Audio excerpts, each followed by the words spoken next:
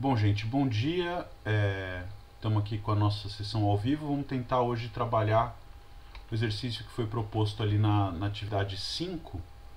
Ele é um pouquinho mais simples do que o exercício anterior, mas envolve as mesmas ideias, né? Então, eu vou trabalhar com vocês ele, a gente resolve, discute as dúvidas como sempre, e se precisar, tiver alguma dúvida, a gente resolve depois, se o exercício está listo ou o que for, tudo bem? Então vamos lá, vamos tentar começar resolvendo esse exercício. Ele é esse aqui, né? Então é dado para você aquelas clássicas funções chavinha, né? Ou seja, ela tem uma condicional, quer dizer, dentro do intervalo de menos π sobre 2 até π sobre 2, a expressão é tangente de x vezes seno de x sobre x, exceto quando x igual a zero, tá? E no ponto x igual a zero, o valor da função é, por decreto, zero, que é a segunda linha dessa condicional aqui, tá certo? Então, de novo, se faz as mesmas perguntas, né? Quero saber se a função é contínua ou derivável justamente nesse ponto de quebra da definição da função. Então, x igual a zero no caso. Então, vamos lá, vamos tentar ver primeiro, analisar a continuidade da f, né? E para analisar a continuidade é a mesma coisa de sempre, a gente precisa estudar o quê? O limite, quando x tende para zero, da f de x, tá? Para f ser contínua, eu gostaria muito que isso aqui desse exatamente o valor da função no zero, que especificamente nesse caso é zero, tá bem? Então, quando x tende a zero, x é muito próximo de zero, mas é diferente de zero, e portanto a regra de formação da função, né, a lei de formação, é a da primeira linha, módulo da tangente de x vezes seno de x sobre x. Tudo bem, então em frente. O que acontece quando x tende para zero? Quando x tende para zero, esse segundo fator aqui é o limite trigonométrico fundamental. A gente sabe que esse cara aqui tende para 1. Essa função é uma composta de quem? Do módulo com a função tangente. Módulo de x é uma função contínua, então, repassando isso, a gente não fez com muito detalhe, mas isso aqui, se você quiser, não escrevemos nenhuma vez, né, mas fizemos com detalhe na aula. O limite passa para dentro do módulo, porque o módulo é uma função contínua. E aí a gente tem então que esse limite fica isso. E a gente sabe o que? Tangente de x é seno sobre cosseno. Seno e cosseno são funções contínuas.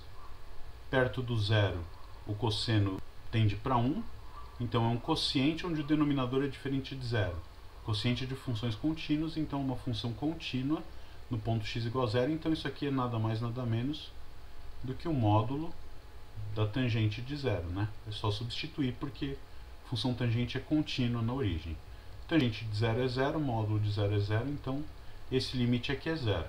Tudo bem? Ok. Então o que a gente conclui a partir disso? Que eu tenho uma função que é um produto, onde um dos fatores tende para 1 e o outro fator tende a zero. Como os dois fatores existem, o limite do produto é o produto dos limites. Isso aqui é 0 vezes 1, que é 0, que é exatamente o valor da função no ponto em questão, na origem, tudo bem? Então, como o limite da f no zero é 0, que é o valor da função, com certeza essa função é contínua no x igual a 0, e, portanto, para assinalar as corretas, E certamente é uma delas, e portanto a F está fora, né? Vamos marcar só as corretas. Tudo bem aqui? Tudo bem até aqui?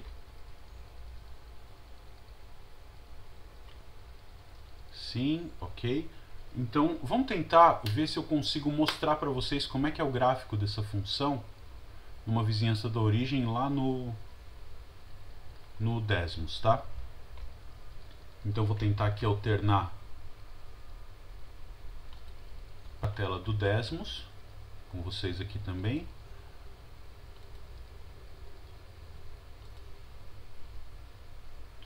Ótimo.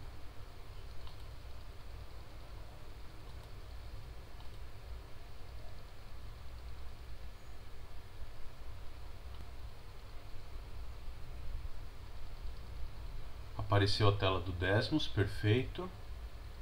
Vamos só colocar a função, eu vi que apareceu uma dúvida ali, a gente já tenta resolver, tá? Então, para a gente conhecer um pouquinho a função que a gente está trabalhando, isso é módulo da tangente de x vezes seno de x sobre x, tá certo? Acho que o zoom aqui... Bom, tá aqui a cara do gráfico. Você vê que com o zoom muito próximo, né? O que a gente percebe? Que essa função tem muito a cara do módulo de x, né?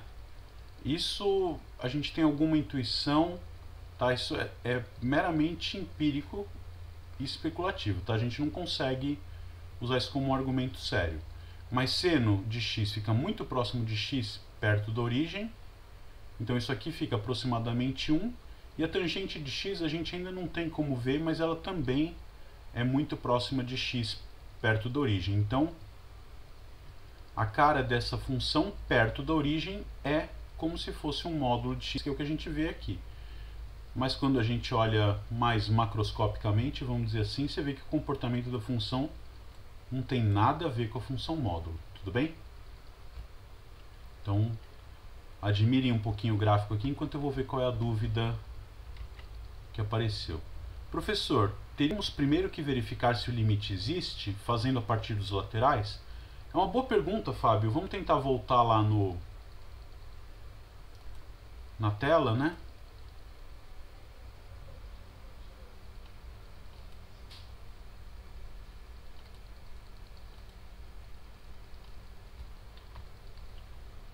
Tá aqui. Deixa eu voltar ela para o vídeo também, é boa pergunta. Você perguntou se a gente precisaria verificar os limites laterais. Nesse caso, não se faz necessário verificar limites laterais, por quê, né? Esse cara tendendo a 0 é 1. Isso quer dizer que ele tende para 1 tanto pela direita quanto pela esquerda, quando x se aproxima de 0. E esse módulo aqui também tende para 0, quer dizer, não há necessidade de olhar limites laterais na tangente de x por enquanto.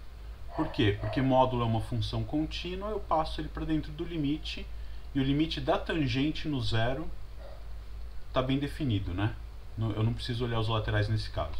Tudo bem?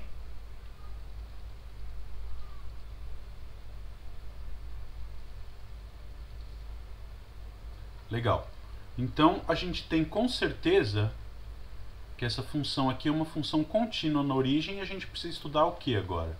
Precisa estudar a diferenciabilidade dela no 0, né? Vamos pegar uma tela limpa aqui para a gente escrever melhor. Eu vou ter, então, uma caneta mais fininha. F de x é tangente de x em módulo vezes seno de x sobre x. Tá? Se você está com x entre menos π sobre 2, aqui é estritamente menor, tá?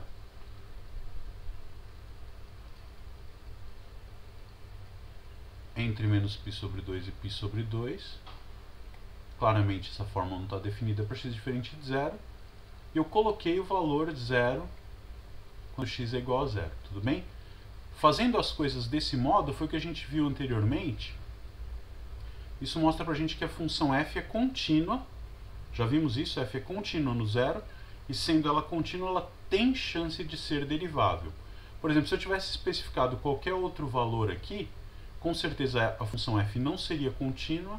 E se ela não é contínua, ela não pode ser derivável. Tudo bem? Então a pergunta que é feita em seguida é que calcular f' de 0 se possível, né?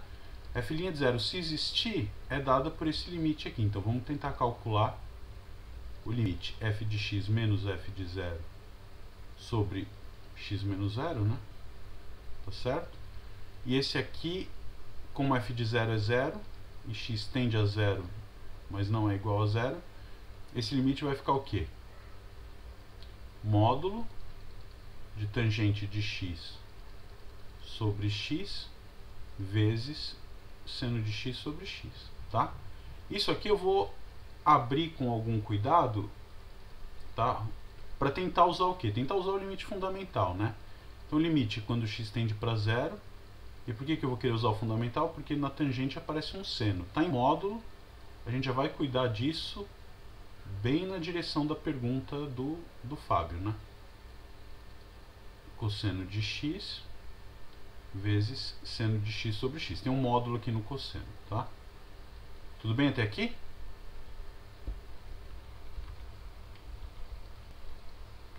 Tá certo, né?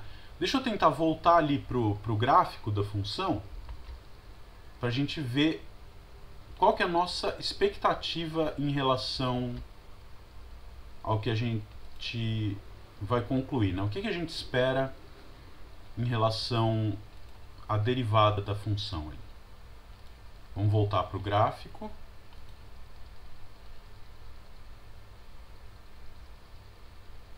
Deve estar aparecendo já para vocês. Vamos dar um zoom aqui na origem, né? O que você acha que deve acontecer nesse ponto? Você consegue colocar uma reta tangente, que é uma boa aproximação para o gráfico, perto do zero? Parece que não, né? Porque se você vier pela direita, a reta tangente tem uma certa tendência de mais ou menos ter um coeficiente angular 1 ali. Na verdade, a gente vai ver que é exatamente 1. E se você viesse pela esquerda, o coeficiente angular tende a ser menos 1, né?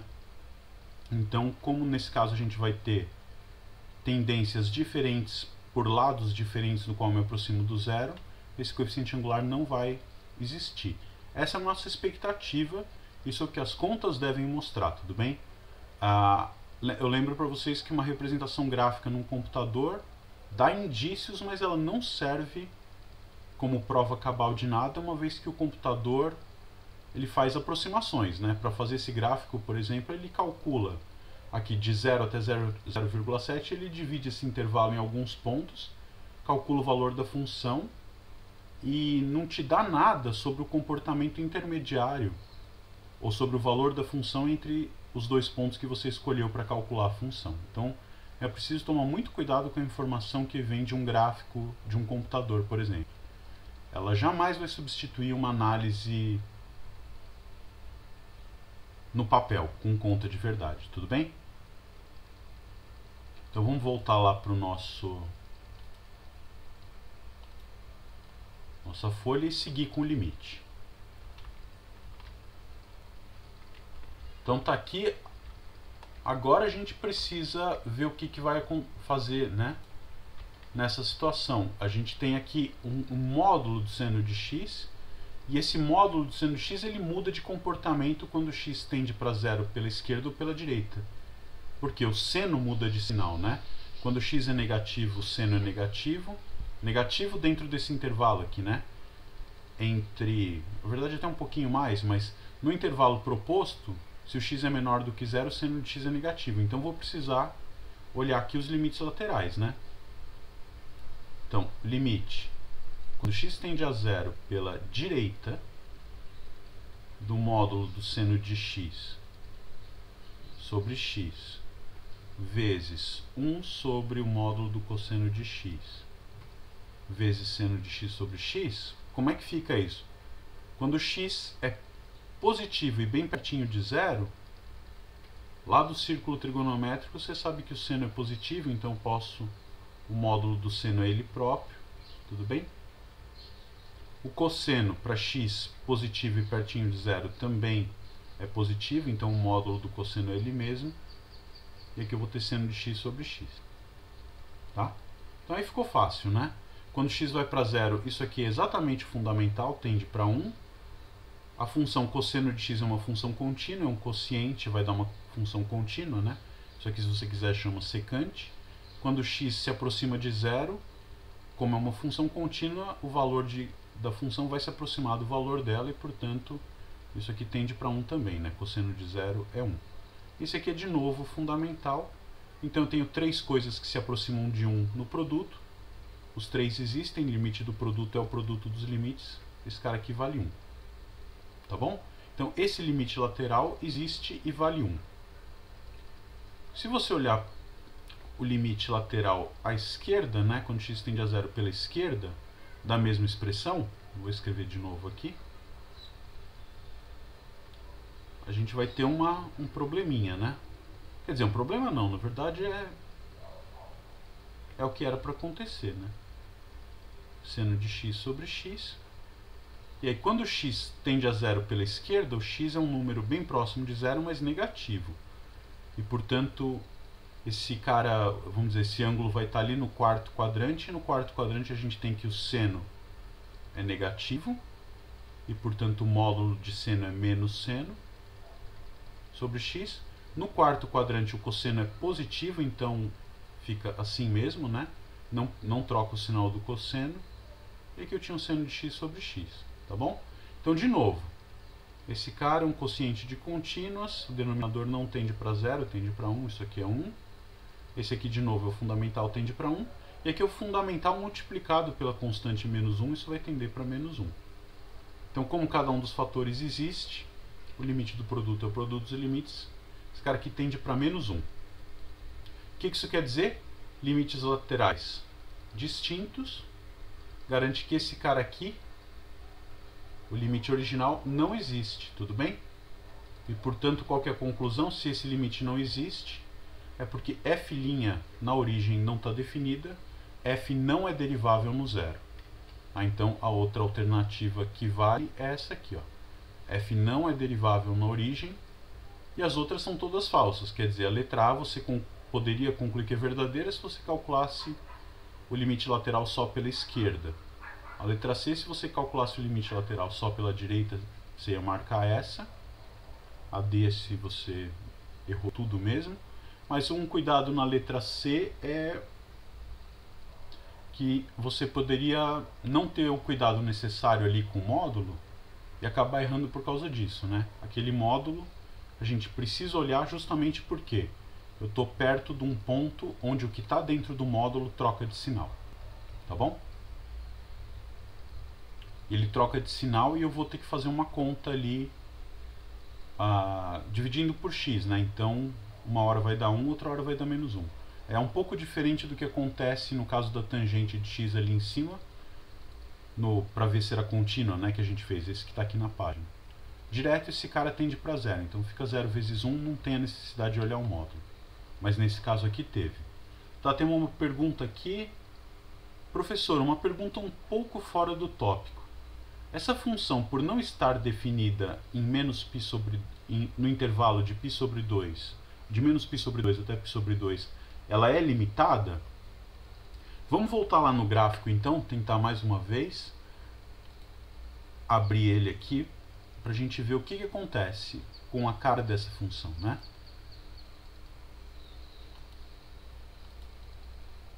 Aqui, deixa eu mudar ela lá no vídeo também.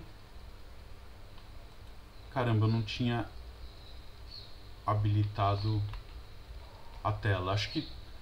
Bom, tá aqui. Para quem não viu, eu fui falando as contas e que estava aparecendo no vídeo era a tela do gráfico, eu acho, né?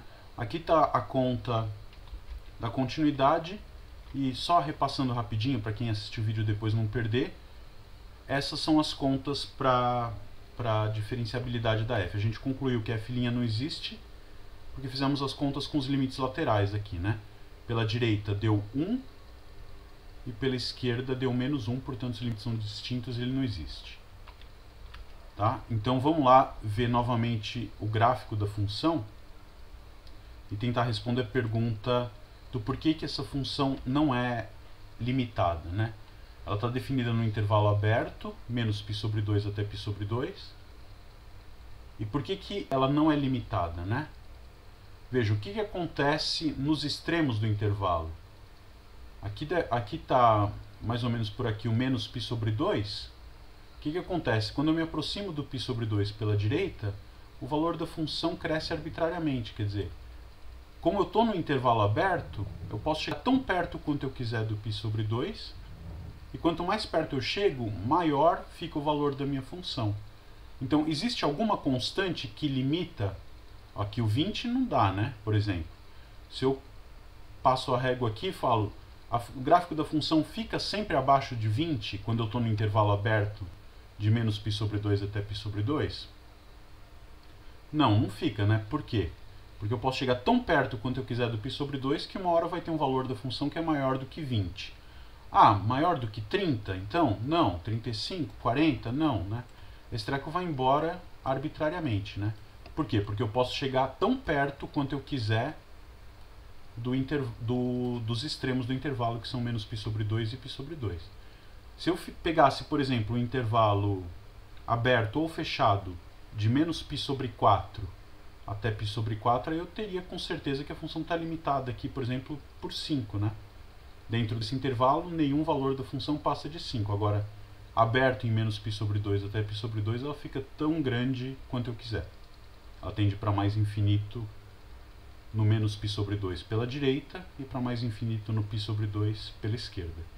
Tudo bem? Vamos mostrar a tela dos limites laterais de novo, sim. Tá ok, Rafael? Vamos lá voltar para a tela dos limites laterais. A Carol quer fazer uma pergunta.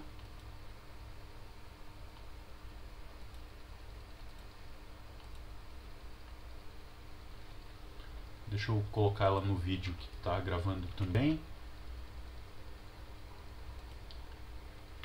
Ótimo. Fala, Carol, qual que é a sua pergunta?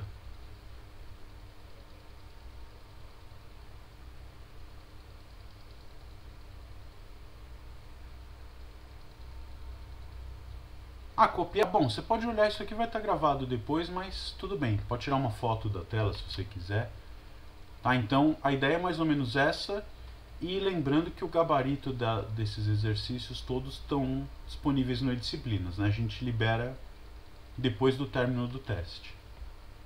Alguma pergunta aqui no desenvolvimento dessa atividade 5?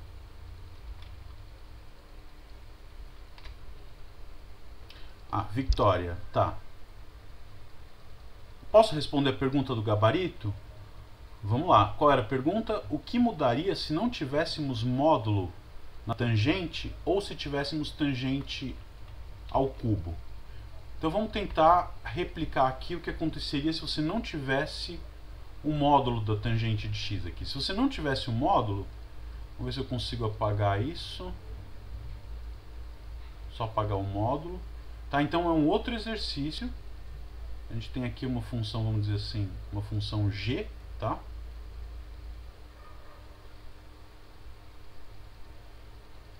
Uma g de x desse jeito, eu quero calcular... Bom, a continuidade da g acho que fica claro, né? É facinho de ver que o limite, quando x tende para 0, de g de x... vai ser o limite desse cara aqui, né? Esse tende para 1, a tangente tende para 0, então esse limite é 0, que é o g de 0, então ela é contínua, sim. Fica tranquilo de ver isso. Continuidade ok. Quando você for olhar para a derivada, vou tentar salvar o que puder aqui, né? G...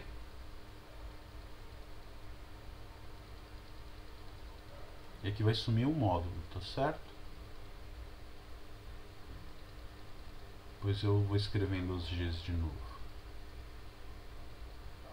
Vou apagar isso aqui porque eu não sei mais.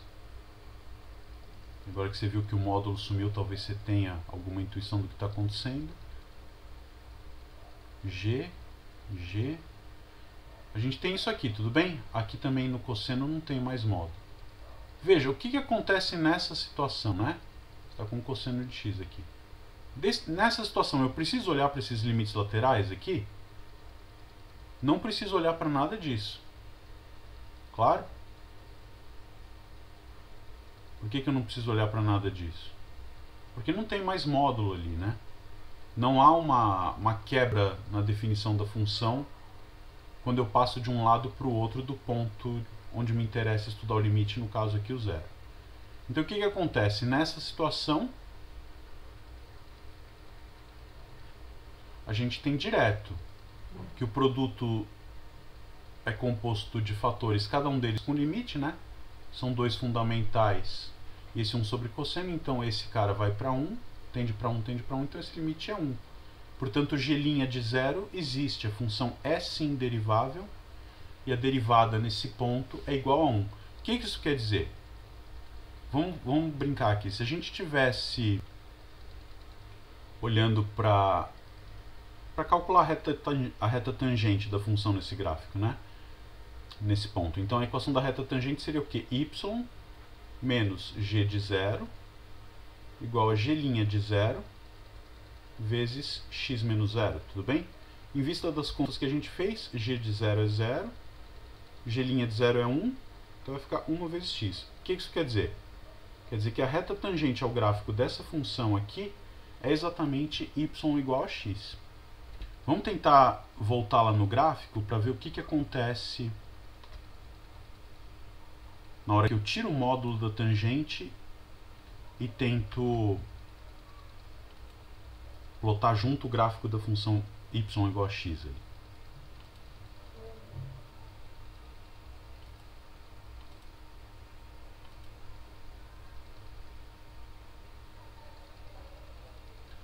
Apareceu para vocês. Então vou precisar tirar o módulo dessa tangente, tudo bem?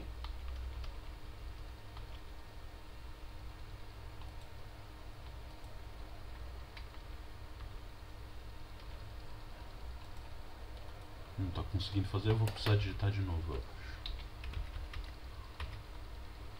Seno de x sobre x, aqui ó, essa é uma coisa que a gente nunca viu, né?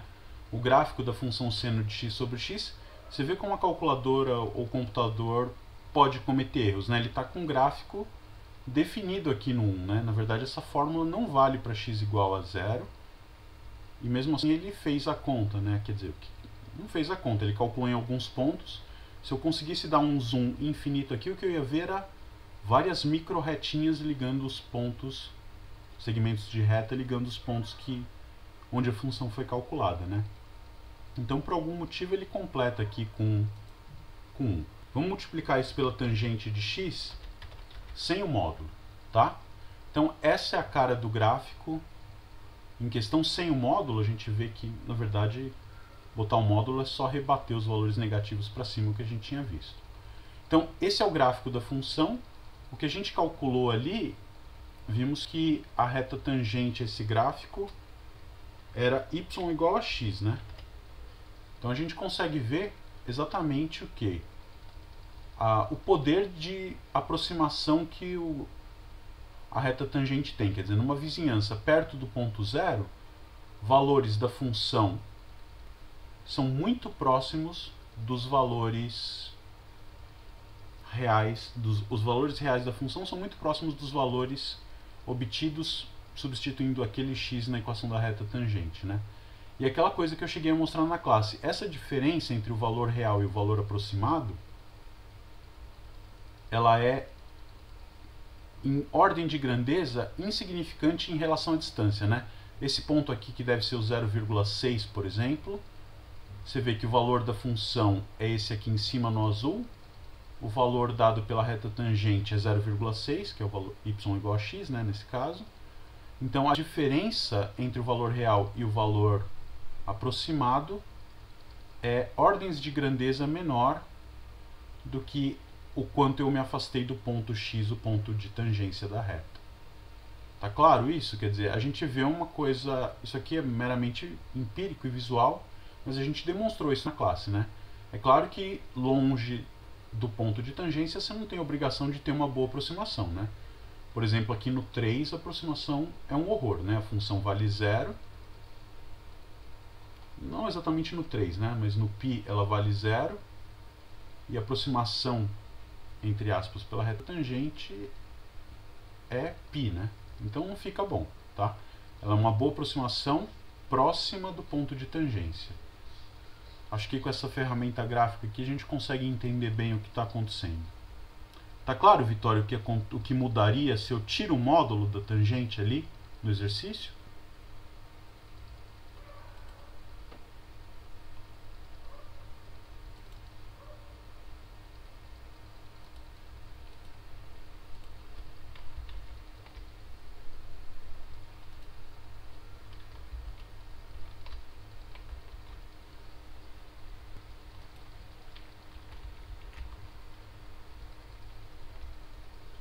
Tá, vamos ver então tangente ao cubo com módulo, tá? Tangente ao cubo com módulo, eu vou usar a mesma letra G porque você vai ver que as coisas não são tão diferentes assim. Né? Vocês estão aqui acompanhando a tela certo, a tela onde eu estou escrevendo, né? Então, o novo exercício seria módulo de tangente ao cubo, né?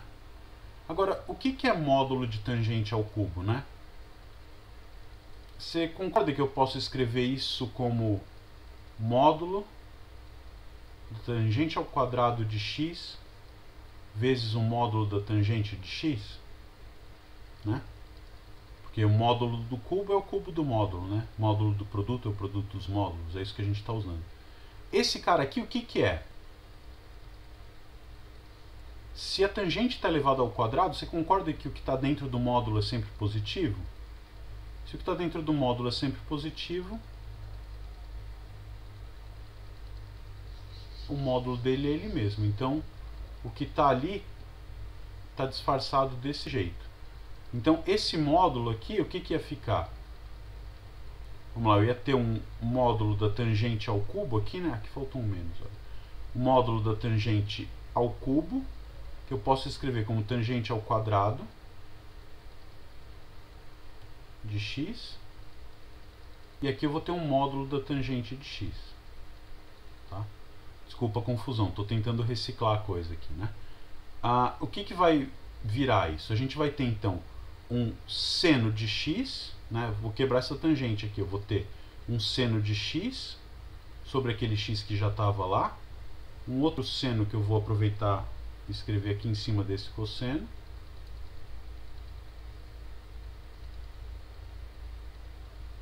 tudo bem? E aqui embaixo eu vou ter um cosseno ao quadrado.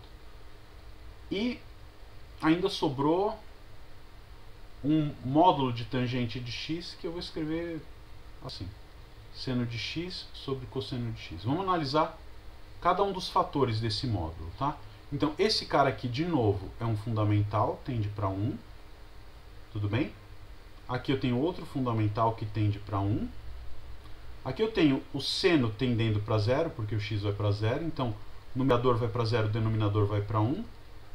Limite do quociente funciona direitinho aqui. Esse cara tende para 0. E esse cara, de novo, é um módulo da tangente. A função módulo é contínuo, o limite passaria para dentro, vai ficar com o limite da tangente. Esse cara a gente já viu que é 0 também. Então o que a gente conclui? Que é um limite com 4 fatores, cada um deles existe, o limite do produto é o produto dos limites. Esse cara aqui vale 0. Então, na hora que eu tentar escrever minha reta tangente, como é que ela vai ficar? O y vai ser o quê?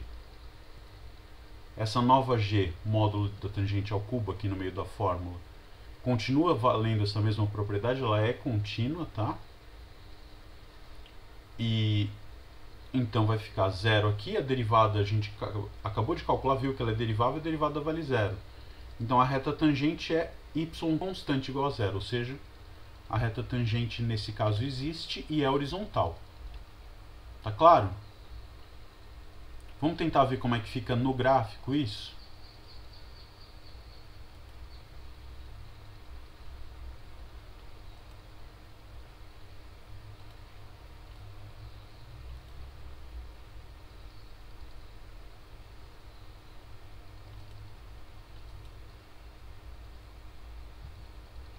Apareceu para vocês, perfeito. Então vamos colocar aqui um tangente ao cubo e um módulo ali na frente, mas eu acho, já deu para ver o que acontece, né?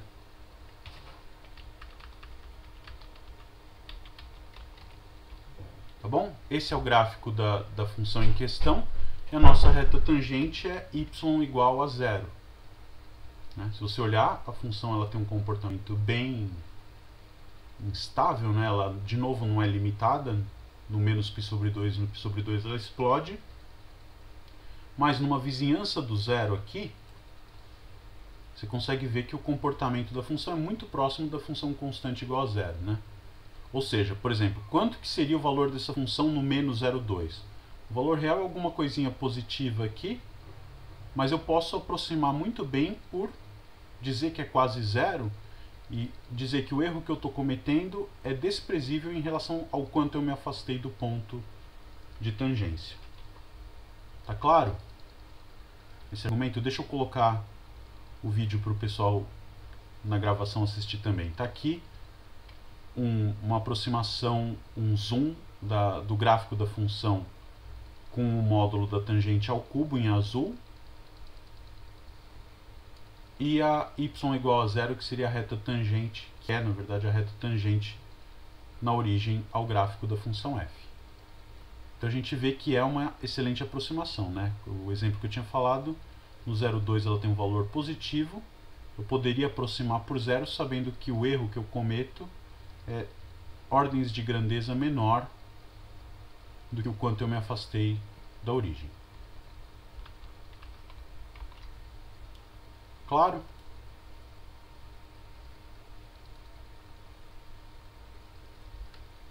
Ótimo. Pergunta: professor, seria diferente fazer a derivada da função inteira e não só no ponto zero? Essa é uma pergunta que, pelo que eu já dei em aula, a gente ainda não tem condições de fazer a conta fora do zero, mas de um jeito prático, né? Mas a gente pode abordar ela sim. Quer dizer, vamos brincar na calculadora então, tá? A gente viu a derivada no zero, tá? Esse Desmos ele é muito legal. Eu vou escrever a equação genérica, tentar fazer aqui a equação genérica da reta tangente, tá? Y igual a f de a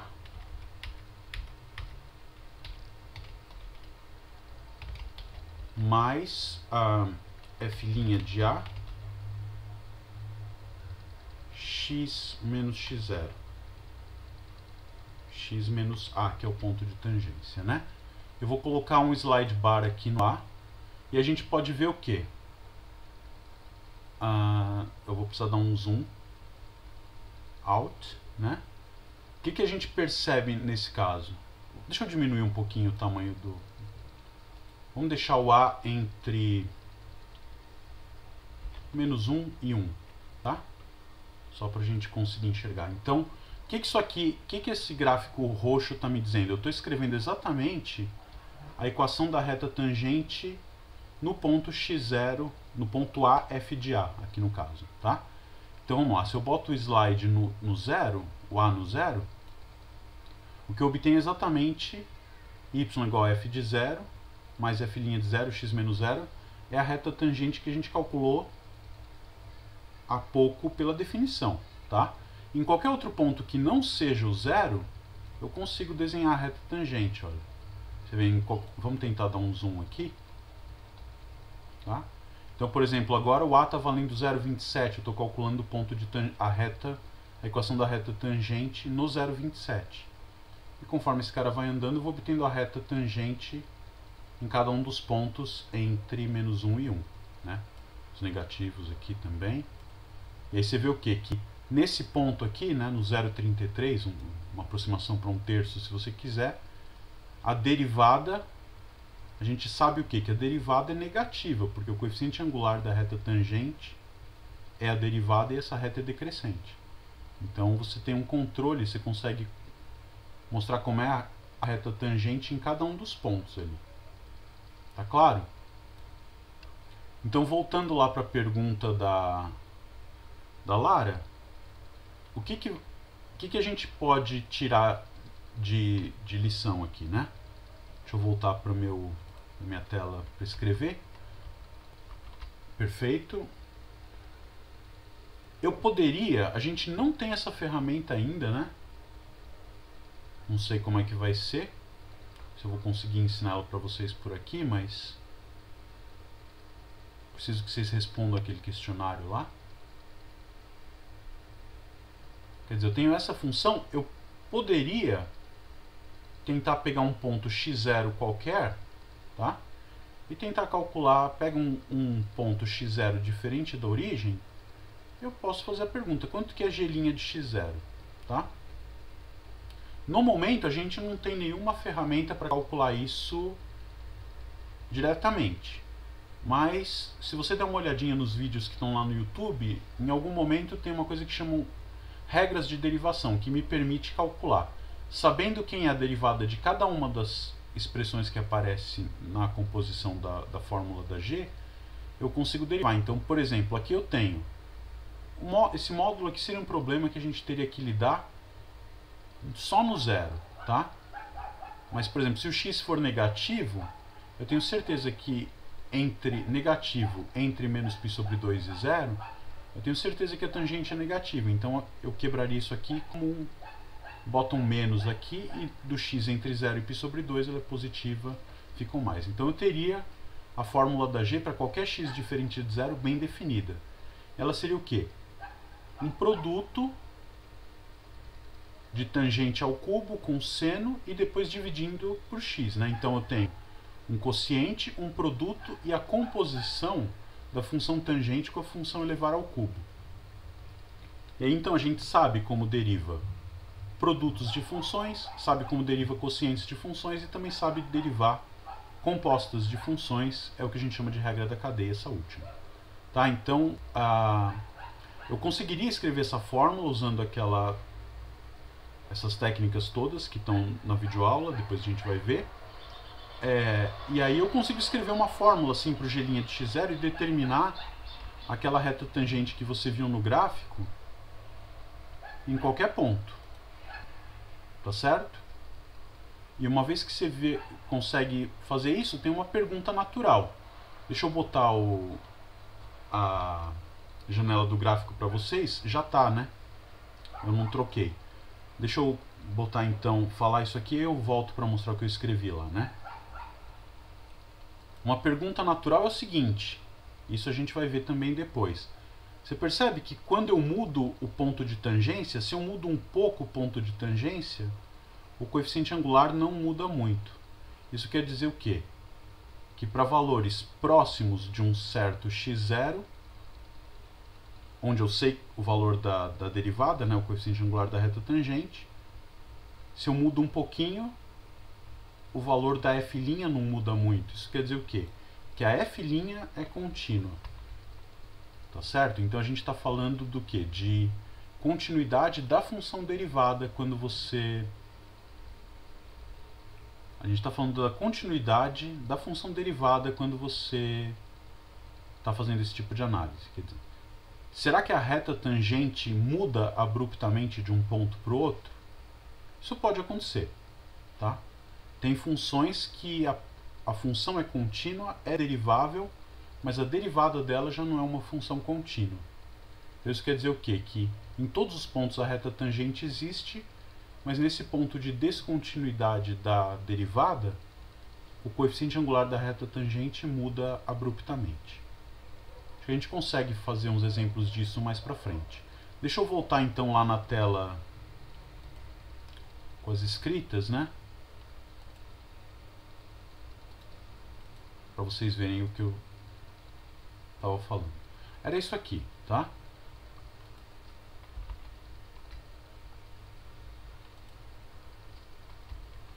Isso aqui. Então, eu estou com essa expressão, aquilo que eu tinha falado, entre menos π sobre 2 e 0, a tangente é negativa, então eu consigo me livrar desse módulo. Então, para qualquer x negativo, numa vizinhança daquele x, a tangente naquele ponto a tangente é negativa e numa vizinhança vai continuar, e para efeito de calcular limite me interessa só numa vizinhança. Então se eu pego concretamente, se você pegar um x0 entre menos π sobre 2 e 0, perto desse ponto x0 eu vou poder escrever minha g de x como sendo simplesmente o quê? Eu estou nesse pedaço, então vai ser o módulo da tangente, que nesse intervalo é negativo. Então vai ficar menos tangente ao cubo de x sobre x vezes seno de x. Tá bom? E aí, com regras do produto, quociente e cadeia, você consegue derivar esse cara aqui, né? Eu consigo calcular g' de x0 numa boa para qualquer ponto x0 entre menos π sobre 2 e 0. Exatamente no zero foi o que a gente fez antes. E se você pegar um x0 entre 0 e π sobre 2, o que você vai ter é que a tua função g de x, numa vizinhança desse ponto, vai ter esse comportamento. E para efeito de calcular limite, ou derivada, né, que é um limite, o que me interessa é o comportamento perto do ponto x0, né? Então, sei lá, como é que estava o gráfico, a gente tinha uma coisa mais ou menos assim, né? Aí no π sobre 2 ela explodia. Se eu pegar, ela explodia. Se eu pegar um x0 aqui, perto desse ponto, a cara da função vai ser essa aqui. Aí eu aplico as regras de derivação e tudo bem. No negativo não, né?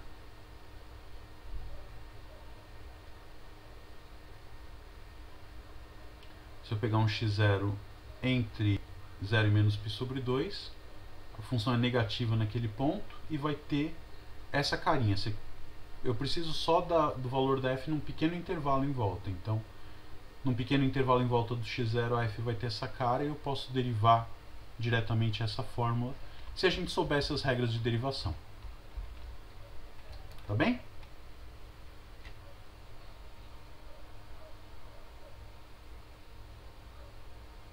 Bom, essa era a atividade 5. Vocês têm alguma outra coisa para perguntar? Alguma dúvida? Exercícios da lista, coisas que vocês andaram vendo por aí, querem ver também?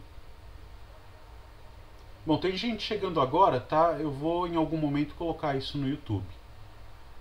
Tá bom? Apareceu o Lucas e o Fábio, acho que voltou agora. Então, isso aqui, assim a gente terminar, eu pego o arquivo e subo as it is no YouTube. Tudo bem? O 6.6 da lista 1, vamos lá. Deixa eu abrir.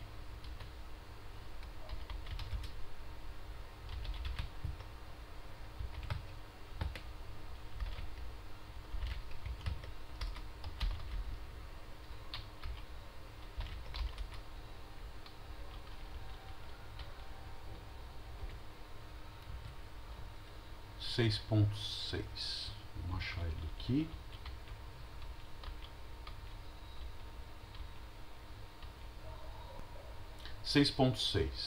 Tá, ele é um exercício com uma coisa geométrica, né? Então vamos tentar colocar ele aqui pertinho. Tá, deixa eu tentar apagar tudo isso aqui.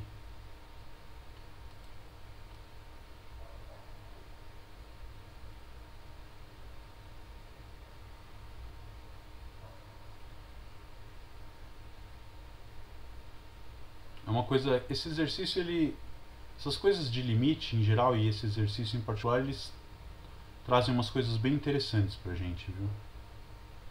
Às vezes a nossa intuição é pega de surpresa, né?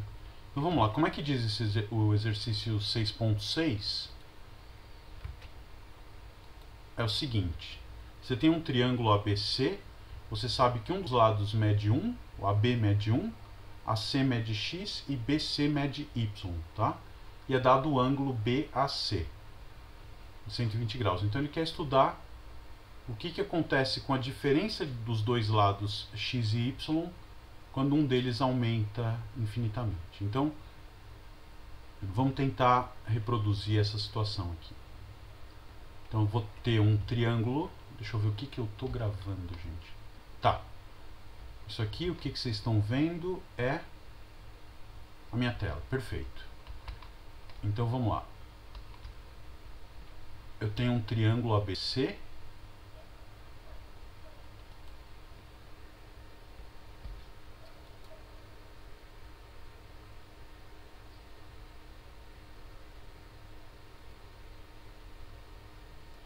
Dizer que o vértice A, que é dado o ângulo, né, 120 graus. Nós temos um combinado na nossa vida que o ângulo vai ser pra gente sempre dado em radianos, tá certo? Então quanto que é 120 graus? 2π sobre 3, tá bom? Então esse ângulo aqui mede 2π sobre 3. Aí você tem o vértice B, tem o vértice C. Deixa eu só voltar ali para manter as letras. O AB vale 1. o AC vale x, o AC vale x, e o BC, esse outro lado do triângulo aqui, mede y, tá?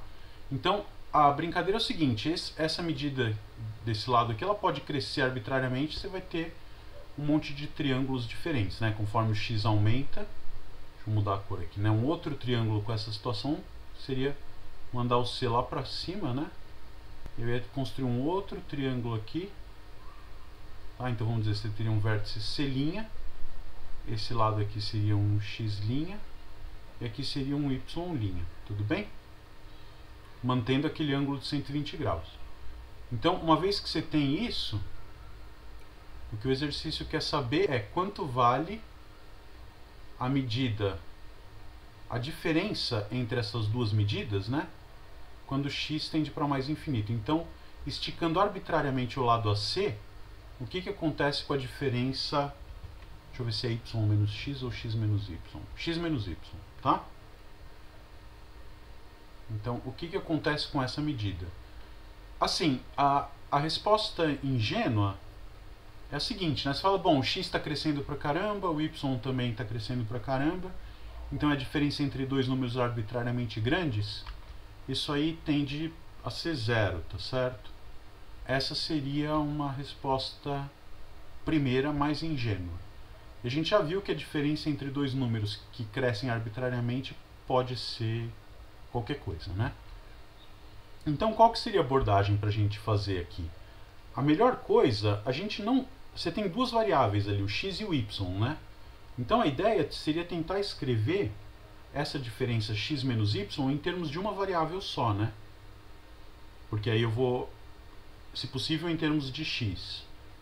E aí eu vou ter, então, que essa diferença x menos y é uma função que depende só de x, e eu posso querer estudar o limite dela, né? E o que a gente pode tentar usar para relacionar x e y e o outro lado que é 1 ali? Alguém tem algum palpite?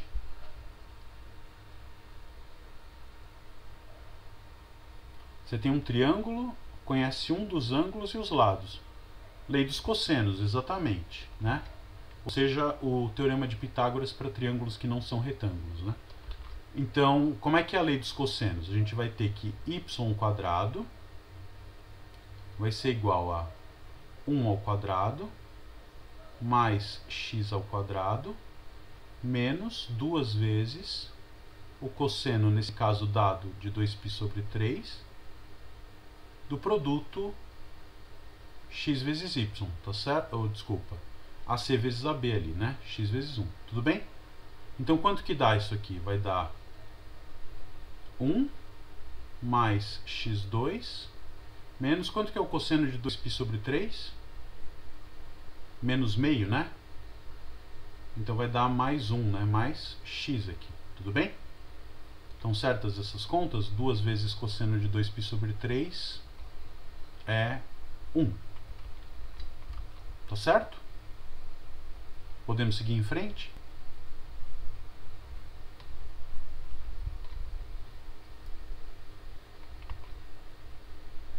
Uma vez que a gente tem então essa relação, o que a gente conclui aqui? Que o y é a raiz quadrada e, portanto, como é uma medida, eu vou pegar a raiz quadrada positiva. Raiz quadrada de quem? 1 mais x mais x2.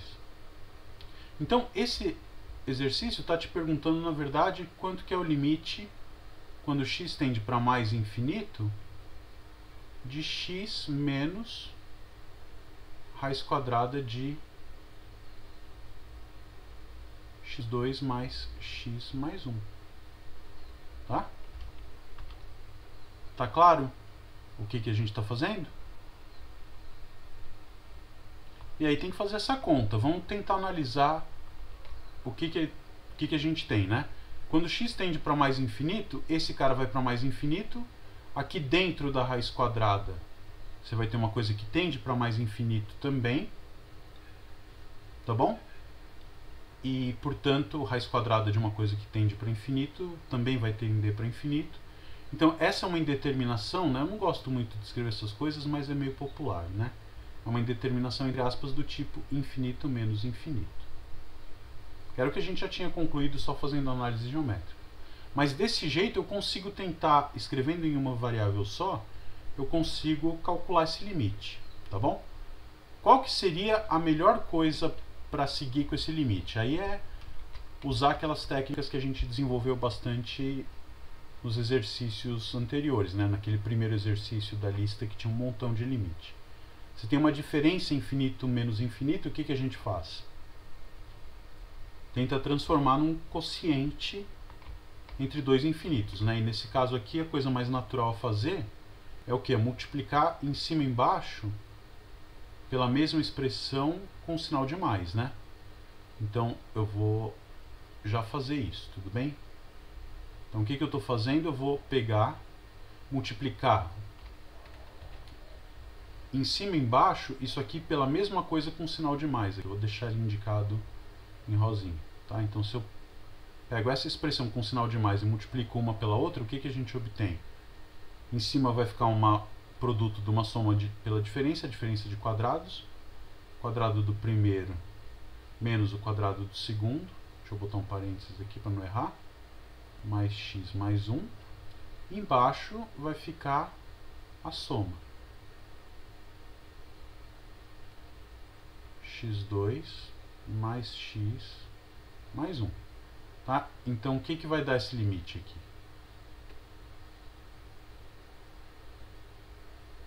Limite quando x vai para mais infinito, em cima vai ficar menos x menos 1, embaixo eu vou ter uma raiz, x, depois a gente cuida da raiz, mais essa coisa. Acho que é importante ouvir vocês aqui, né? Tá, nesse ponto, qual que é a melhor coisa que a gente tem para fazer? Vamos voltar e analisar a expressão, né? Em cima, quando o x vai para mais infinito, o numerador vai para menos infinito, embaixo o denominador vai para mais infinito. Então eu tenho um quociente de coisas infinitas com sinais opostos. O que isso quer dizer? Que se der algum número, esse número vai ser negativo, ou pode dar até menos infinito ou zero, tudo bem. Mas o que você espera que aconteça? Faz sentido eu esperar que se for um número seja um número negativo? Faz, né? Porque na construção do triângulo, é claro que o y é sempre maior do que o x. Então essa diferença, se for um número, quando o x tende para infinito, a gente espera que seja um número negativo. Como é que a gente segue com a conta aqui? Do ponto de vista operacional, o que a gente faz? Algum palpite? Colocar o x em evidência, perfeito. Tanto no numerador quanto no denominador, né? E isso a gente vai fazer da seguinte maneira. Eu vou ter limite quando o x tende para mais infinito. Aí eu vou pôr um x aqui em evidência e vou ficar com o quê? Menos 1 mais 1 sobre x. Desculpa, menos aqui. Ver se eu consigo apagar. Bom, não foi. Menos 1 menos 1 sobre x. E no denominador a gente toma aquele cuidado clássico, né? Eu vou colocar um x em evidência. Na primeira parcela eu tenho 1. Na hora que eu colocar um x em evidência aqui, como é que eu posso escrever esse cara, né? Só esse pedacinho aqui, tá? Então dentro da raiz eu vou pôr um x ao quadrado em evidência. Vou ficar com 1 mais 1 sobre x mais 1 sobre x ao quadrado, tá bom? A raiz vem até aqui. Fecha parênteses. E aí, esse cara, como é que esse x quadrado sai da raiz? Ele sai com um módulo de x, tudo bem? Mais a raiz daquele treco lá dentro. Só que, por que eu posso apagar esse módulo nesse caso? Nesse caso eu apago o módulo porque o x tende para mais infinito. Então me interessa valores de x arbitrariamente grandes e positivos. Então eu posso simplesmente ignorar esse módulo, observando que se aqui fosse menos infinito, eu trocaria esse módulo de x por menos x, porque x é um número negativo, né? Me interessa estudar x negativos. Aqui, como me interessa x positivo, eu posso tirar esse módulo, ele já ficou aqui, eu já puxei ele em evidência, e aqui eu vou ficar com o quê? Raiz de 1 mais 1 sobre x mais 1 sobre x quadrado. Desculpa o mau jeito com a letra aqui, gente. Tá, então, aí, esse x posso cancelar com o de baixo. Isso aqui vai ficar o limite, quando x tende para mais infinito, do que? Menos 1 sobre x, dividido por 1 mais aquela raiz quadrada. Ó.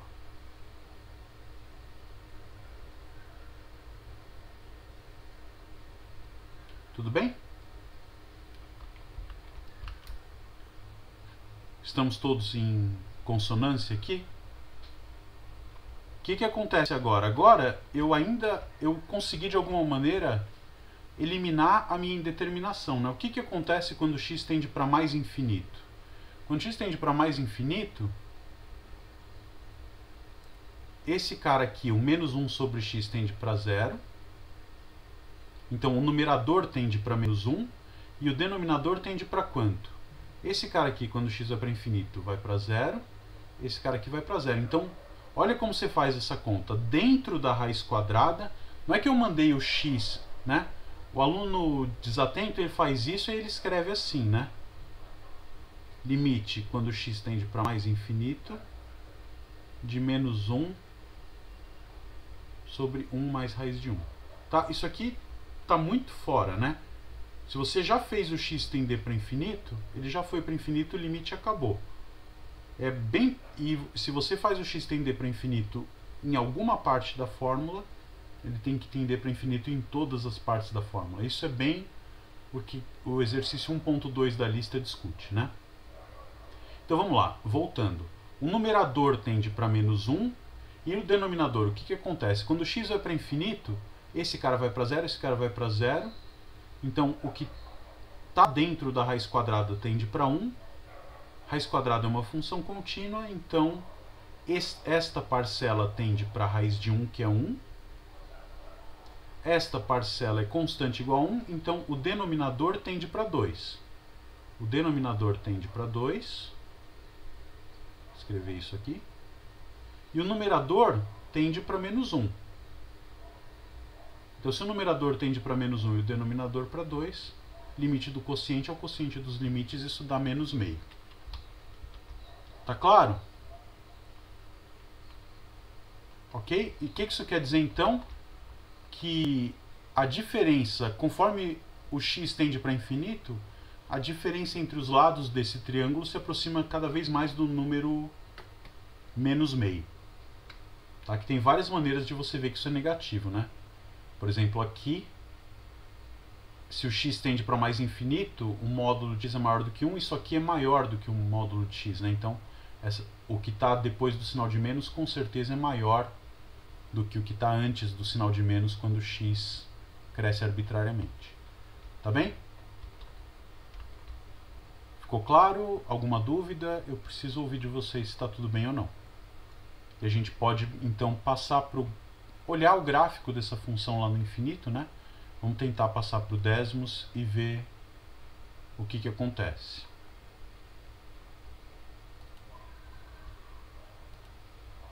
Como é que fica o gráfico dessa função, tá? É importante enfatizar aqui que em algum momento a gente vai estudar a derivada, né, que é o que a gente está começando a ver agora, vai ser uma coisa muito importante para ajudar a gente a entender o gráfico, né? E você já viu um pequeno esboço, uma amostra grátis do poder disso, né? A gente vê aqui, nesse ponto, por exemplo, a reta tangente aproxima a função. Então eu posso dizer que perto desse ponto o comportamento da função é parecido com o comportamento da sua reta tangente. E aí, estudando a taxa de variação do coeficiente angular, eu vou descobrir como é que essa função se curva, por exemplo, e o valor do coeficiente angular da reta tangente vai me dizer se a função é crescente ou decrescente. Tudo isso é consequência de um cara que a gente vai ver lá na frente que chama teorema do valor médio. Então a gente consegue sim fazer o esboço de funções usando derivadas, né? Então vamos tentar fazer a nossa função g de x aqui. Ela era x menos raiz quadrada de x² mais x mais 1. tá? Vamos tirar as outras de cena para não atrapalhar. Eu podia ter só omitido, né? Então tá aqui o gráfico, olha. Esse gráfico vermelho interessa para a gente olhar no infinito, então eu vou dar um zoom bem fora da, né? Um zoom out assim gigantesco, que a gente consegue ver como é que é a cara dessa função, né? Ela parece um tanto esquisita, né? Parece a emenda de uma reta com uma outra reta horizontal constante, mas a gente sabe que não é isso que acontece. Se você olhar de perto, a gente vê que ela tem uma emenda suave aqui, né? Ela não é a emenda de duas retas, tá? Ela se curva. E o que a gente consegue perceber olhando aqui na escala, né? Esse é o -1. Então, nessa altura aqui, a gente vai ter o -meio. E conforme o x, ele vem por baixo do -meio, em algum momento passa, mas depois de um tempo ela sobe um pouquinho do -meio e conforme o x aumenta, ela tende a se aproximar arbitrariamente de novo do valor -meio, né? Tá bom? Tudo isso, quantas vezes ela cruza a reta horizontal -meio, se ela sobe e desce, se ela se aproxima do -meio por cima ou por baixo, a gente vai conseguir fazer com o estudo das derivadas da função em questão, né? A g' aqui, né? Só fazendo um cena dos próximos capítulos, se você quiser olhar o gráfico da derivada, é esse aqui, né? O que isso mostra? Vamos fazer o gráfico da reta tangente, né? De novo, g de a mais g' de a, x menos a, tá? E vamos adicionar a nossa barra deslizante. Bom, aqui a gente pode ver, né? Então, por exemplo, você pega um ponto desses aqui, ó, a derivada desse gráfico azul, tá? Então, para valores muito negativos de x, a derivada se aproxima cada vez mais do valor 2. Isso quer dizer que para valores muito negativos de x, a reta tangente fica cada vez mais parecida com uma reta de coeficiente angular 2. E aí, o que acontece? Conforme o x aumenta, vocês estão vendo a tela com o gráfico, né? Só para ter certeza. No vídeo, eu vou colocar agora, desculpa para quem não viu. Aqui a gente tem, então, graficamente, em azul, o que seria a função derivada da g. A gente ainda não sabe calcular isso, porque não vimos as regras de derivação. Mas, em cada ponto, você sabe calcular o g' de x aqui, tá? E essa aqui seria a equação da reta tangente. Então, em azul, em cada ponto eu tenho o valor da função derivada, e verde é a reta tangente naquele ponto. Então, por exemplo, no -8, repetindo aqui, né, a derivada tende a ser um valor muito próximo de 2, né? A menos de erro numérico, ó. Se você der um zoom, você vai ver que ela não é exatamente 2, mas está quase lá. Então, o que a gente percebe aqui? Que nesse ponto, o -8, o coeficiente angular da reta tangente, se eu ponho a igual a -8 aqui, ele vai me mostrar em verde o que seria a reta tangente no ponto 8. O coeficiente angular dessa reta é 2. Tá bem? Agora, conforme o valor de x aumenta, essa derivada diminui, tá certo? Então você vai vendo uma reta tangente com coeficiente angular cada vez menor. No ponto x igual a 0, você até poderia calcular pela definição, a derivada é algum número aqui entre 0 e 1, então você tem uma reta com coeficiente angular entre 0 e 1. E conforme o x aumenta, o valor da derivada se aproxima cada vez mais de 0, ou seja, a reta tangente vai se aproximar cada vez mais de uma reta horizontal, que é o que a gente vai chamar lá na frente de uma assíntota do gráfico. Então, no limite, a reta tangente teria coeficiente angular 0 e passaria pelo ponto -meio aqui. O que isso quer dizer? Que lá na frente o gráfico da função g, essa que a gente está estudando, vai ter um comportamento semelhante ao da função constante igual a -meio. Tudo bem?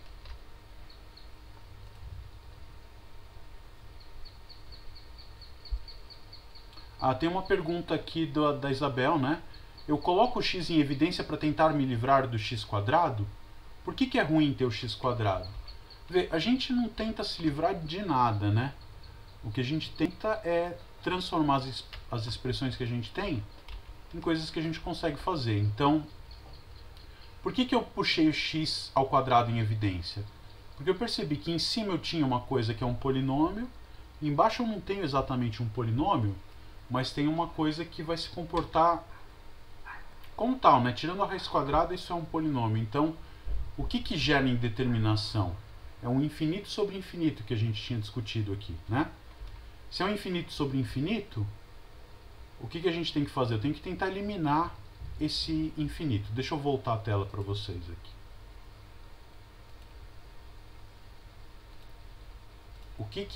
O que gerou esse infinito para a gente?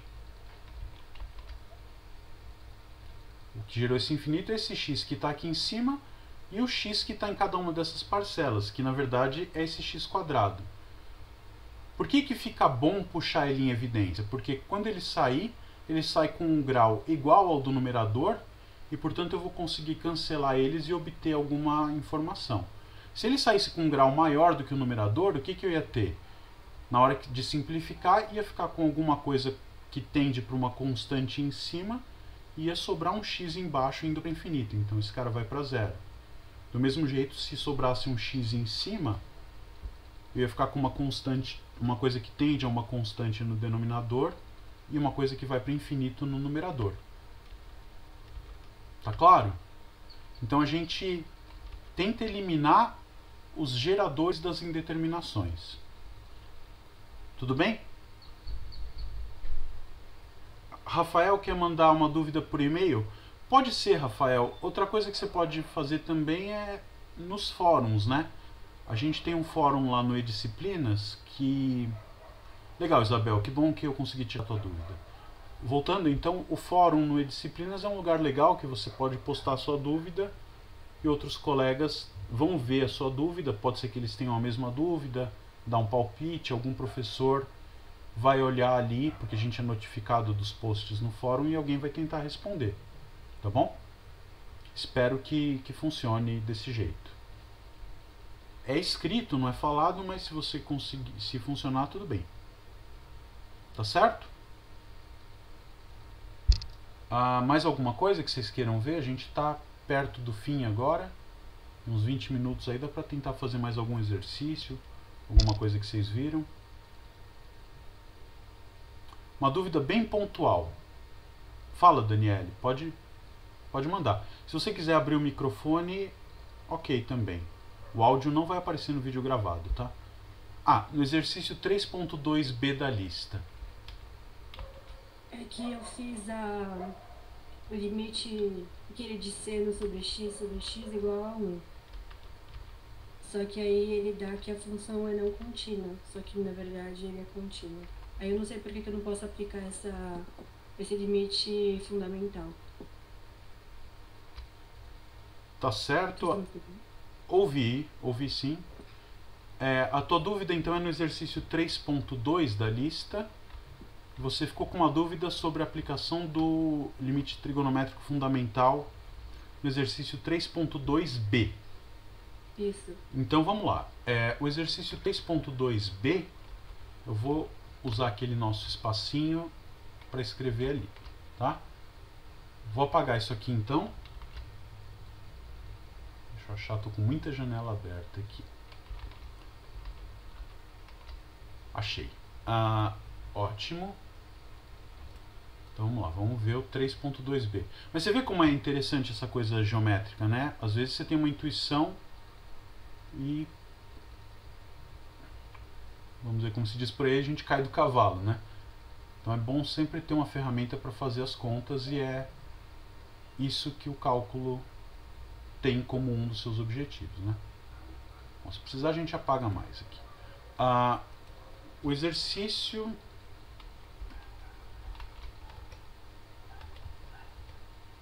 Retomando, ele é 3.2b, né? X vezes seno de 1 sobre x e 0. Tá. Então esse aqui é o 3.2b.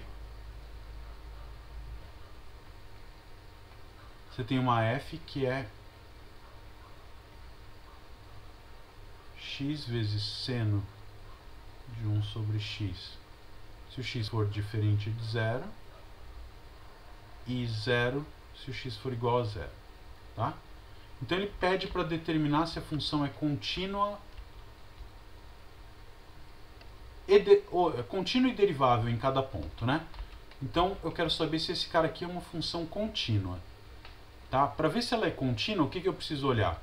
De novo, nosso bom e velho amigo limite da f, né? E torcer para que esse limite seja igual ao valor da função no ponto zero, que no caso é zero. Então, como sempre, limite quando x tende para zero de x vezes seno de 1 sobre x. Tá? Esse aqui eu vou responder agora e vou comentar a tua dúvida, né? O que acontece? Essa parcela tende para zero e essa parcela aqui é um seno, não é? O que a gente pode dizer a respeito de qualquer seno? Sempre é uma função limitada. No caso aqui, esse cara está preso entre menos 1 e 1. Então, pelo teorema consequência, na verdade, do teorema do confronto, se eu tenho uma função limitada vezes uma que tende para zero, isso aqui é zero. E, portanto, o valor da função, né, f de zero vale zero. Então, como o limite é o valor no ponto, isso me garante que f é contínua em x0 igual a zero. Tudo bem? Qual que é a dúvida padrão que aparece, né? A pessoa vê um seno de qualquer coisa e vê um x perto, fica desesperada para aplicar o limite trigonométrico fundamental. Eu não sei se foi isso que você fez, tá? Mas é muito provável, muita gente tenta fazer isso e se confunde. Então, você fala aqui pra gente no chat ou no microfone se foi isso, né? Então vou marcar aqui com uma nuvenzinha. Não é correto o que eu estou fazendo agora, tá? Limite quando x tende para zero. Aquela expressão você poderia escrever como seno de 1 sobre x dividido por 1 sobre x. Foi assim que você pensou?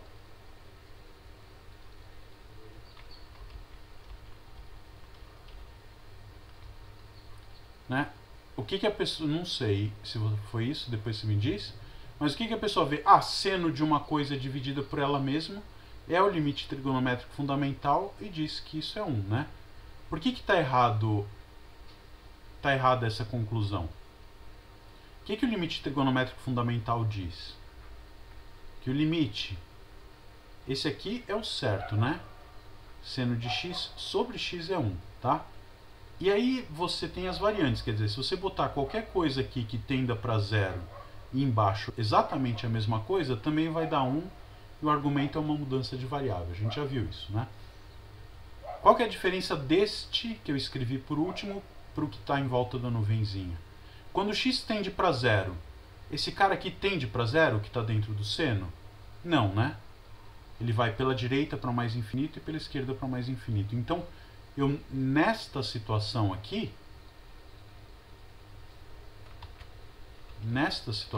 eu não tenho um limite fundamental. Não é seno de zero sobre zero, vai entre aspas. Tá? Então, isso aqui não é o limite fundamental. Esse aqui é o limite fundamental. Tudo bem? Então, seguindo o exercício, a gente viu, usando o teorema do confronto, quer dizer, uma limitada vezes uma que vai para zero, a função é contínua, então ela tem chance de ser derivável. Tudo bem? Então, era exatamente essa a sua dúvida e essa é a coisa mais comum que a gente tem. Então, bom, estamos com a faca e o queijo na mão, já vamos olhar para a diferenciabilidade, né? Eu quero saber se a função é derivável no zero, tá? Então, o que seria f' de zero? É o limite quando x tende para zero de f de x menos f de zero sobre x menos zero. E nesse caso, o que vai dar, né? Vai ser o limite quando x tende para zero. X tendendo para zero quer dizer que ele nunca é igual a zero, então f de x é x vezes seno de 1 sobre x. Xzinho feio, né? sobre x. Porque o f de 0 é 0, então fica esse cara menos 0, ele mesmo. E aí isso aqui é então limite, quando x tende para 0, do seno de 1 sobre x. Esse limite existe?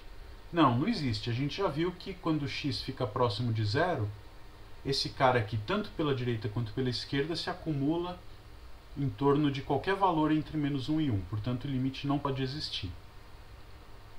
Vamos tentar olhar para o gráfico dessa função, da função do enunciado, e ver o que acontece ali. E já faço um comentário em cima dele que pode ser bem pertinente. Vamos passar para o gráfico aqui então.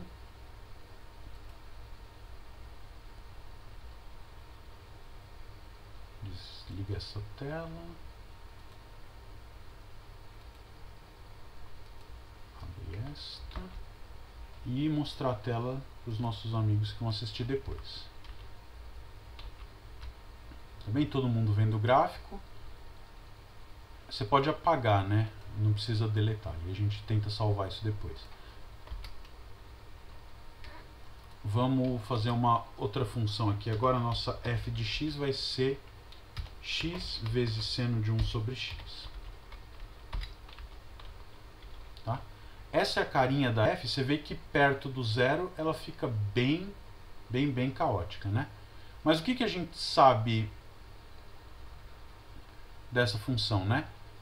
Que esse cara aqui, o seno de 1 sobre x, em módulo, ele é menor que 1, né? Então, com certeza, essa função aqui está abaixo do módulo de x. Vamos tentar dar um zoom perto da origem para ver o que acontece, né?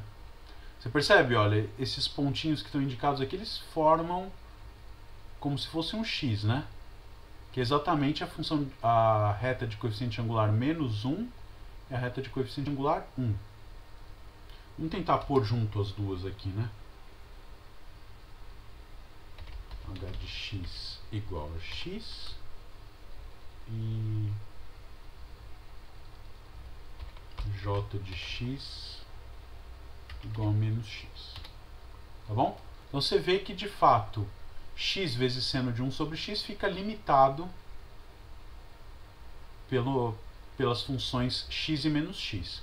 Isso força o seno que teria que ficar oscilando arbitrariamente, força ele a tender para zero, que é o valor da função no ponto, quando a gente definiu a função como chavinha, né? Você vê, eu posso dar o zoom que eu quiser aqui, uma hora esse negócio vai dar problema, né? Vai diminuir, eu vou aproximar mais do que a resolução que o computador tem, tanto na tela quanto na vontade de fazer o cálculo numérico aqui, mas você vê que essa coisa tem um período cada vez menor, não é um período, mas vamos dizer assim, a diferença entre dois valores consecutivos onde a função vale zero vai diminuindo e ele vai se acumulando aqui no zero. Tá claro? E a gente acabou de ver que a função não é derivável no zero, né? Vamos ver, tentar fazer o gráfico da f'. Bom, já deu para ver o pânico que é isso aqui, né? Perto do zero ela fica uma bagunça e não se aproxima de nenhum valor. Tudo bem? Você vê que a gente não tem ainda como escrever uma expressão para f' por conta das regras de derivação, mas está claro e nítido que f' de x é uma bagunça perto da origem e, portanto, ela não se aproxima de nenhum valor, né? Eu não consigo definir o f' de zero e a gente fez a conta analítica via limite lá para ver que isso não dá certo mesmo, né? Tá bem? Você vê que ela fica um caos, né? Ela pode explodir um montão, assim, não dá pra gente ter nenhum controle. Agora, se você olha para a função f de x igual a x ao quadrado seno de x, a coisa muda muito de figura, né? O que a gente percebe? Que essa função f agora, ela é menor ou igual que x ao quadrado em módulo, então ela fica presa por cima e por baixo pelas parábolas x2 e menos x2. Tudo bem? Né? A nossa f é o gráfico preto aqui. E aí, o que acontece? Mesmo o gráfico da f sendo essa confusão, dá para você ter alguma intuição, né? Tira por um minuto o gráfico da f daqui, da f'. Dá para ter a intuição de que perto do zero, como tanto a x² quanto a menos x² tem derivada zero naquele ponto, eu posso tentar querer mostrar que a f', essa nova f' da x² vezes seno de 1 sobre x está definida no zero. Vamos tentar fazer essa conta ali e ver que sim, que ela funciona. Então deixa eu abrir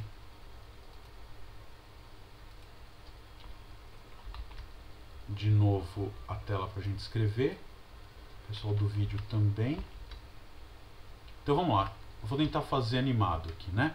Se a coisa fosse... Animado não é bem a palavra, porque animado eu sempre tô, né? Com animação. Então se a f fosse x² aqui, o que a gente teria? O limite da f ia funcionar igual, ela seria contínua sem problema nenhum.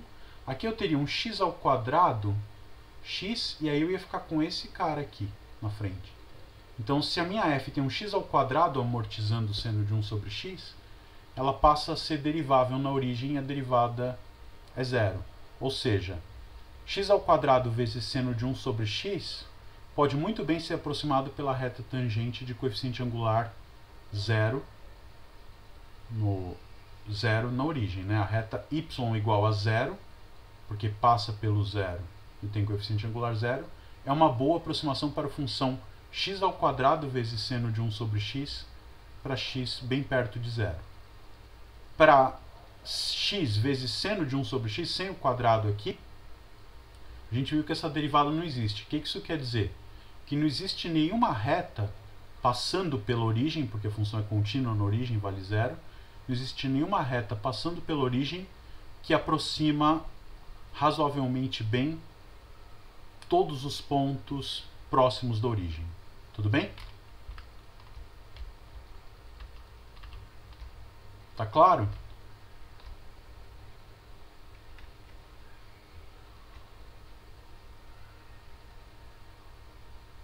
Isso, diferenciabilidade, a Lara está perguntando, né? Diferenciabilidade é exatamente isso, é dizer se a função tem derivada ou não num ponto.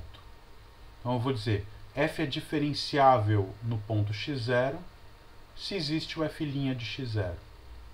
Então, no cálculo 1, diferenciabilidade e derivabilidade é a mesma coisa, né? Eu posso dizer que a função é derivável em x0 ou diferenciável em x0, são sinônimos para a gente nesse primeiro semestre. Tudo bem?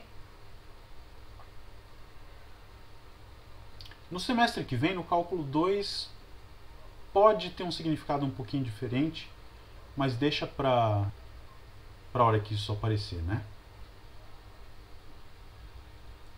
Mais alguma coisa para a gente conversar? Alguma dúvida? A gente tem ali uns 4 minutinhos, dá para fazer alguma coisa ainda, não?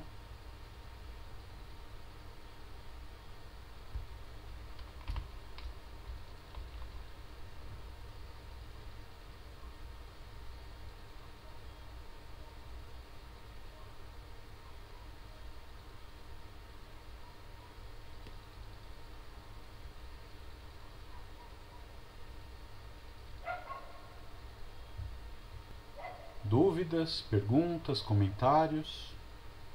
Tá? Vamos, além desse espaço presencial aqui, a Vitória tem uma pergunta, mas além desse espaço presencial, vamos tentar usar o fórum, porque aí tem a gente está em 8 professores que podem ajudar ali, né? Então, talvez você tenha a sua dúvida resolvida no meio da semana e publicada para todo mundo. Acho que o fórum é uma ferramenta bem legal também, e essa a gente usa só para a nossa turma. Fala, Vitória, vamos lá. Acho que dá tempo para essa última pergunta. O Caio já perguntou, mas eu não sei se você respondeu. Como está funcionando a presença?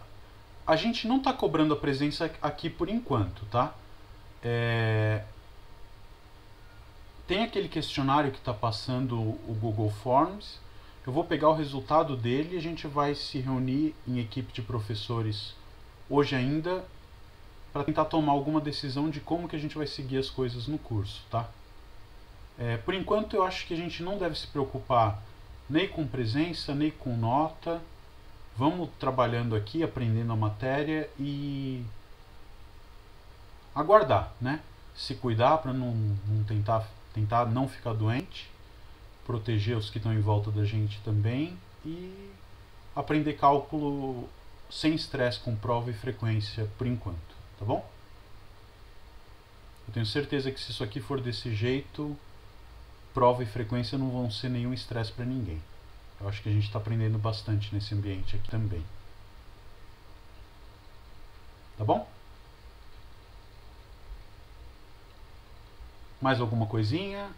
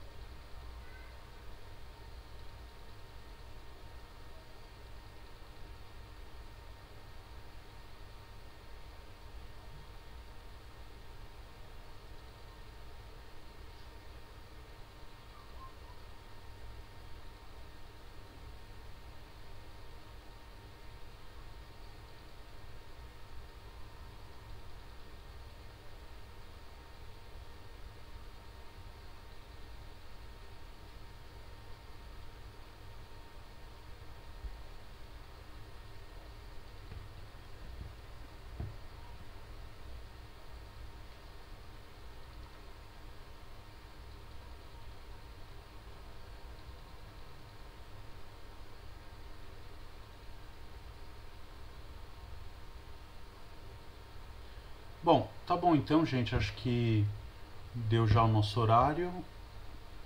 A gente se vê então na segunda-feira, no horário da aula 7h30 ao vivo, tá bom? Obrigado, bom fim de semana para todos e cuidem-se, por favor. Até lá. Tchau, tchau.